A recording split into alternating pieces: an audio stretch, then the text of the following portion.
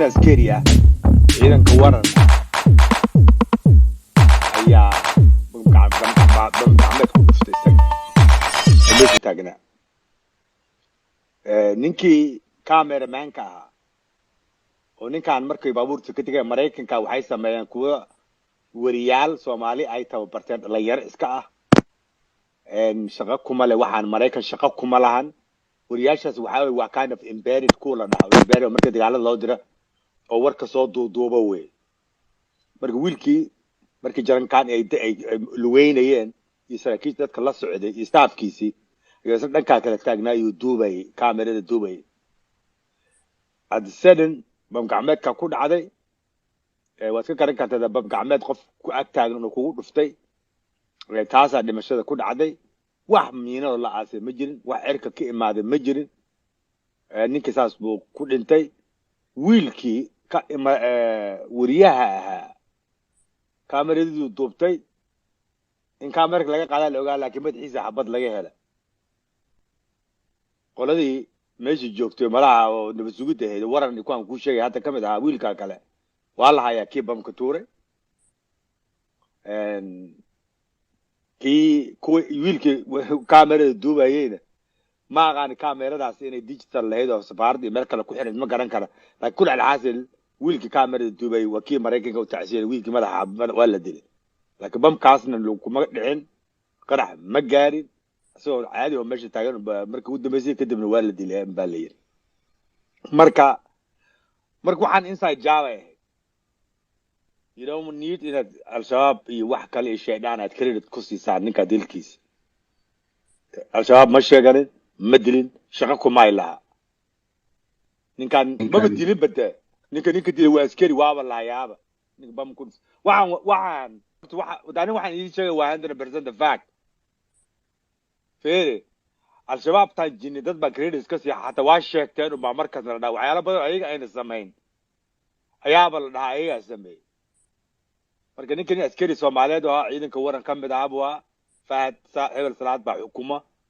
oo arinta ka dambeeyay marka way qaraabo wiilkaas ama abtibi u yahay umayna ama sayl maadeerihi midkood anooyiisa abood ma kala halka midkood waa nin jibin ku dhow Hebel Salaad marka arintaas dhacday meesha meel cadow ma ahayn meel furan ma ahayn jarankaas markii kun askari dhimato buu dhima lahaa oo nimanka haramcada he was not alone meesha meel ma ahayn laakiin waxa iska hayd waa adigoo adoo baar uba xamar joogo oo kale oo meesha lagu qaarajay amal saas oo kale baa sheekada ku dhacday just ma ahayn wax qalad oo isaga lahaa iyo wax precaution yacnaha uu sameeyay risk uu qaatay midna ma jirin marka arinta idin sheegayna waa 100% adogaada ma waxa biyo lagu daraya maaha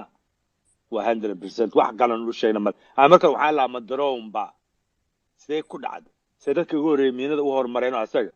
dadku ka miisaan badnaa ila miinada waa garan karaa miisaan bay ku qaraxdaa remote sidee ku dhacday oo daa sheekada wax simple ah iska noqotay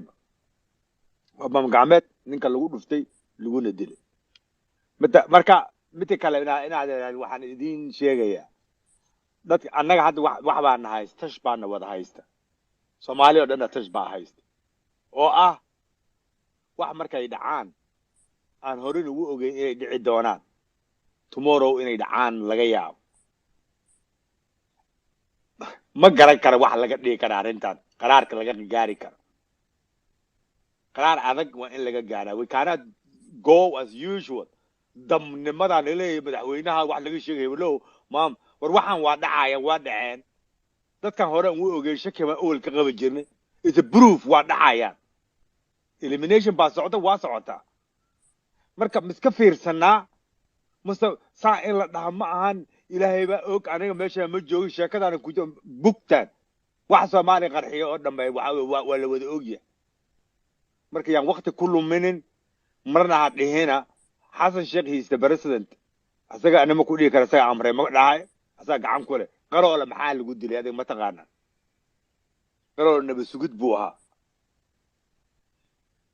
ninkan Fahad Yaasin gacan yariisu iyo kulane groupkaas waa few oo wax kasta oo xamar ka dhacayba haddana booliisna wuu ahaa xamarna wuu joogay meesha wax laga karkariyo dhan every problem every crime oo dadkeena ka dhacay siduu Fahad Yaasiin intuu ogay laba jibaarkeedu u ogaa ninkaan shaqada laga qaadaa la damcay waxaa la yidhi khayr male baraka male ninkaan hot cake buu noqday waxaan la laqi karin ninkaan waa dhalinyaro waa smart qabiil waa lagu dabaali waaye jaqjaq waa loo yeeli waaye shaqa haddaa laga qaada ma diideen ha laga qaada u dhihi lahaa nin shaqo weynaya uma ekayn ninkan waa laga yaabay wuxuu og yahay ninkan lagu dilay wuxuu og yahayna waxa maanta dhacay ma ahana waa waxa saddexdan bilood iyo kasii horba waddankeena waxa ku dhacay ayuu og yahay ogaal marqaati live ayuu ahaa marka in la eliminate gareeyo waa high priority dad criminals oo xamar crime baa ka dhacay saraakiil badan baa gedigood wuu wada ogaa marna nabad sugid buu ahaa mar haramacadkan buu madax buu ahaa waad garan kartaa waa jaranka booliiska xamar oo deegaanka dhan xukum wax kastoo xamar ka dhacay isaga wuu ogaa marka very high value buu ahaa nin lagu khasaaray buu ahaa laakiin ciidamada qalabka sida isma dhiibayaan kumanyaal kale ayaa jira oo soo baxaya we have to fill the position kaas waa in la buuxiyaa waa in Soomaalina godkaan lagu celin inay moralka ka jaba oo qoryaha iska dhigtaan oo ooyaan raba I don't want qof ooyo meesha inuu jiro ninkan wuxuu u dhaartay buu ku dhintay gobonimo that's it noloshiisa bilow iyo end bay lahayd annagana way leedateen marka waxba apology ha ka dhageysan xasan sheekh immediately waa inuu shir qabtaa degdeg ah emergency group waa in waddankeena state of war waddankeena state of war ma ogtiin dagaal buu ku jiraa ninka ma jirta raggan mahad hebel inta wax lagu tuhmayaba they have to be step aside fire them ana ma ku dhahay maxkamad hadda la soo saaro ma ku dhahay ama la dilo ma dhahay hadal dawladeed ma aha taas laakiin nimankan shaqadan mana loogu talagelin kumana fiicna Soomaalina ma aaminsana ciidankeena ma aaminsana defeat baa nagu dhici doona haddii kala argagixisii yaran kala ceyrsanayna hadda jaa xamar qaar fadhida hiiraan waad aragteen gobolada dariska la ah xataa laba balays garay arrinta hiiraan arrin qabiil baa laga dhigay arrin balxawaad la hal argaxabad laga garaacay in kale waa lagu fiirsanaa darbiyada labada fadhiya waa dad wada daris ah muxuu yahay dagaalkaasoo dagaal dawladeed ma ahayn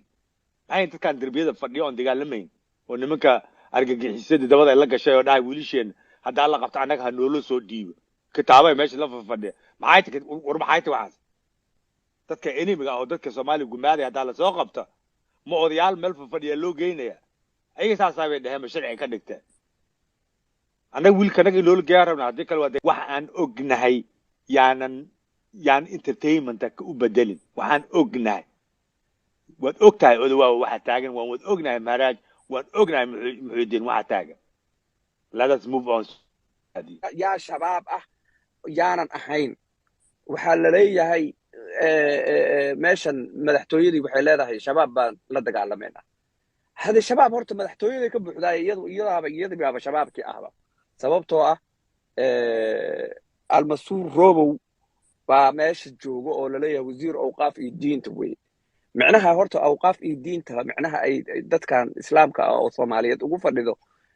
yani qiimaheedu ma istaahila almasuur robow in la yiraahdo diintii buu idin haya isagu wax ka dhageysta ninkii shalay wax qarxinay dadka leeynay wax suuqay wax qarbudayay oo meel uu kaga tanaasul aanan heelid baa la yiri isaga waa inuu idin laayo waa ku saxsanaayo diintana isaga ka dhageysta horta meesha horta waxba qaldan kan wasiirka gaashaandhig ah ee TikTok shabaab buu ahaan jiray isagu shabaab buu ahaa faamisa meesha ninkan hadda loo dhiibay sirdoonka hadda ninka dadkana dilaya haddana la leeyahay adiga baar anigu waa sheekadan macnaha isma keenayso marka xasan hadduu shabaab la dagaalamay horta isagu waa iscadeeya isagu shabaab ma yahay hadduusan ahayn ha ka saaro dawladda raggan ha ka saaro dawladda ha iscadeeyo isaga marka anagu waxaaba kala garan la'nahay dawladda iyo shabaab baan kala garan la'nahay leanna waa qofku wax galka waa la dilayaa waxaan leenahay allah u naxariisto waa laga soconayaa wax dib isaga imaanaya male hadda maanta hadalkiisu mar waan dhageysanaa isagoo qiiraysan oo waa la dagaalamayaa oo qabiilka maaragtay dad baa diidan oo shabaabkaba u geynaya sahayda iyo lacagta u wado lagu qabanayaa oo waa cabsanaynaa nafteena waa cabsanaynaa yani haddana wuxuu leeyahay arrintan way dhacday dadkii la dilay hadday noqoto micnaha abwaankii micnaha ninkii isinka ahaa ee la dilay nabadoonka ahaa iyo farxaan qaaro laba yaan wax la iiga weydiinin oo la yani yaa dilay iyo la dhigi argaxisaa dishay yaan wax la iiga weydiinin buu leeyahay oo see wax la iiga weydiinayna marka see ku garan karnaa marka qofka dilay iyo meeshan iyo dhibaatada ka socoto meeshii marka waa wixii warkii sheegaya uu sheegaya ninka la yiraahdo maaragtay Fahad Yaasiin sinow kabtan Odawa in haysan warka waa laga yaabaa ninka waxa lagu dilay waa bam gacmeed in warkaan haysan in kala ma aqaan ninka baabuurta waa la baarigareey waa laga soo lugeynay hoolka lagu meeting gareyn la meesha meeting ka dhici lahaa loo yara socday banaankaas iskiira mushaaxayay wad garan kartaa de parking lot meel baabuur la dhigtay iyo meesha loo lugeynay oo lagu shiri lahaa farxaan qaroole ilka waa laga qaadi karay waa anu qabaa waa asagoo faramara waa la dili karay laakiin sababaha loo dilay waxa kamid ah inuusan wiil dambe oo dhalinyaro ah uusan ku soo dhiiran oo ciidanka uu jaga intaa le ka qabto dhaqdhaqaaq intaa le ku yeesho ka dhex muuqdo dowlad Soomaaliyeed inuu ka dhex muuqdo baa loo diidan yahay marka hadee waa wada aragnaa kulley waxyaabaha socda ama al-shabaab ha ka socdaan ama dowladdan meesha rakaabka argagixisada keensatay ha ka socdaan kulley waa wax isku laban awal horena isku labnay laakiin hadda culays badan yeela